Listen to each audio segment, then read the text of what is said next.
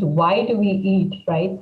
Right. And I think if we try to list down the number of reasons why we eat, I think we'd run out of paper in this world.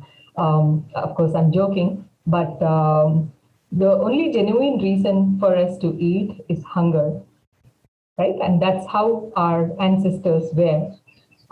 But now, with the progress of civilization, we eat for innumerable reasons. So Deepavali, right, is fresh in our memory. It just went by. So it is safe to say that we eat for cultural reasons. Hunger has nothing to do with all the laddus we consume, right? And we eat for social reasons. I need to appreciate my friend's new pastry recipe. Hunger has nothing to do with it, but I'll ask for an extra serving just so she knows that I appreciate her pastry, right? And we also eat for emotional reasons, both positive and negative. I think this whole cliched scenes that we see from Hollywood flicks, there's a breakup between a boy and a girl. The boy goes to the bar and then he's like, with his friends drinking. And then the girl is like on her couch watching a movie and digging her hand into a cookie jar or scooping out from the ice cream tub, right? So these are like emotional reasons. And there are also positive emotional reasons why we eat. Like I remember a couple of years ago, I was with my parents. I think it was around 8 a.m. And my mom is standing by the stove making masala dosa, and she's like asking me to come have breakfast, Nisha, right? And my mind is instantly doing this kind of map. On this side, I'm like seeing the sight and smell of masala dosa, right? And my mom, and then the love with which she's calling me. And then on this side, my mind, the other part of my mind is saying, Nisha, you haven't even completed your pranayama yet, and you're not even hungry yet. Maybe if I did the pranayama, I'd be hungry. But then let's say this is 1, 2, 3, and this is AB. This AB is completely overwritten by this 1, 2, 3 of masala dosa, my mom, and the love. So there I am eating masala dosa, even though I'm not hungry.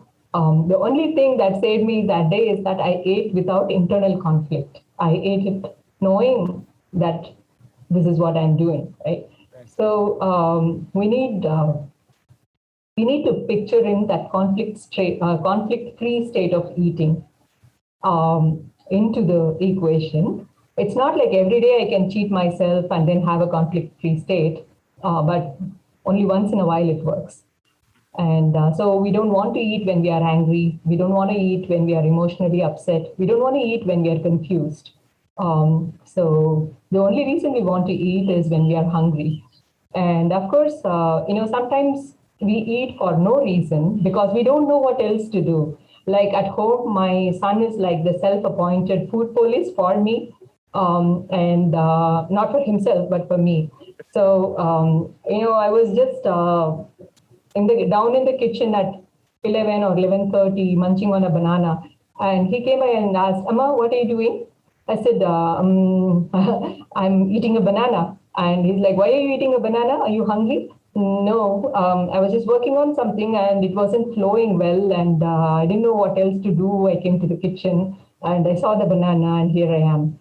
And he told me very instinctively, without any framework or anything, Amma, you just go out and get some fresh air. Maybe your head will clear up and your work will flow.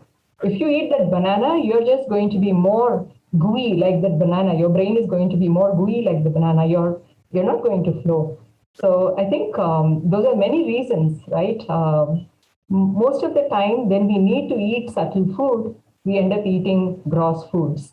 I'm glad it was a banana and not banana chips. Otherwise, my son would have gone to a different level of policing. So there are all these reasons why we eat.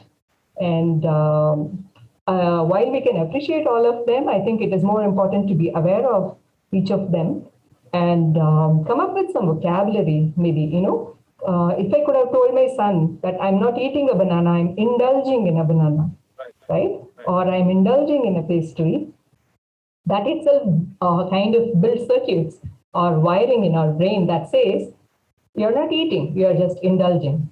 And maybe over time, that habit goes away, right? So, but we call everything as eating and we justify everything as eating. The only thing we can really justify is eating for hunger.